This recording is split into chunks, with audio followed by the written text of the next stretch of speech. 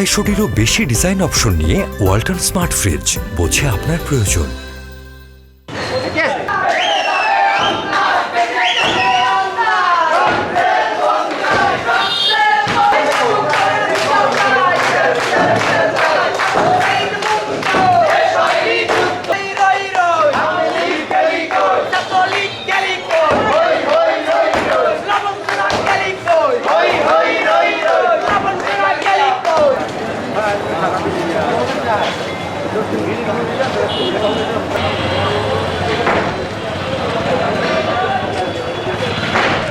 সারা দেশে আমরা দেখেছি যারা স্বৈরাচারের দোষর তারা ভারতে বসে একেবারে উস্কানি দিচ্ছে, তার প্রতিবাদে বৈষম্যের ছাত্র আন্দোলন এবং ছাত্র জনতা সারা দেশে যারা সব জায়গায় বসে এ ধরনের লুটতরাজ গণহত্যা নেতৃত্ব দিয়েছে। আমরা জানি স্বৈরাচারের দোষর এবং এই গণহত্যার একজন মাস্টার মাইন্ড ছিল আমু। সে চোদ্দ দলের নেতৃত্বে এই গণহত্যার একজন মাস্টার মাইন্ড সে, এবং তার যে ঘর রয়েছে আজকে ছাত্র জনতা প্রতীকী হিসাবে এবং তার বিচারের দাবিতে আজকে এখানে ভাঙতেছে। আমাদের ভাঙনটার যে প্রতীকী ভাঙন, আমরা ঘৃণা প্রকাশ করতেছি।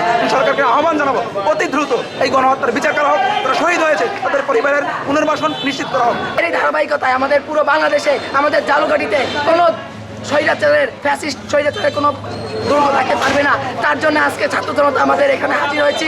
আমরা এই দুর্গ, এই পতিতালয় আজকে ভেঙে দিব এবং শপথ করব, প্রত্যেকটা রাজনৈতিক দলকে বলবো তোমরা দেখে নাও, এইটা হচ্ছে তোমাদের জন্য শিক্ষণীয় বিষয়। ছাত্র সমাজ কিন্তু বসে থাকে না, বিপ্লব বসে থাকে না, বিপ্লব হবেই। সন্ত্রাসীদের গডফাদার আমির হোসেন আমু জালগাটিতে ও নৈরাজ্য কায়েম করে বিভিন্ন সন্ত্রাসী কার্যক্রম করে সাধারণ জনতার জায়গা জমি, তারপরে সরকারি স্থাপনা কুক্ষিগত করে ও এ ধরনের কাজ করে যাচ্ছে। এই ডুপ্লেক্স বাড়ি তৈরি করছে সম্পূর্ণ আমাদের গরিব দুঃখী মানুষের টাকা।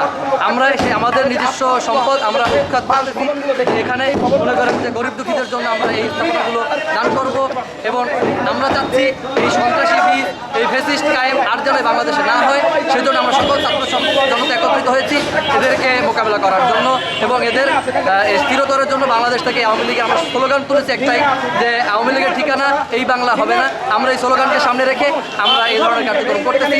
এখানে আমাদের সাথে সকল ছাত্র জনতা, জালাবাড়ির সকল ছাত্র জনতা, নিরীহ ছাত্র জনতা সকলে একত্রিত হয়ে আমরা এই ওদের যে সন্ত্রাসী কার্যক্রমগুলো ছিল, যেখানে বসে সন্ত্রাসী কার্যক্রমগুলো করতো জালগাটিতে, এখান থেকেই জালগাটি যত প্রত্যেকটা ফ্যাসিস্ট কায়েম, তারপর প্রত্যেকটা মনে করেন যে সন্ত্রাসী কার্যক্রমগুলো এখানেই তারা আলোচনা করতো। এখান থেকে সারা জালগাটি সবখানে ছড়িয়ে দিত।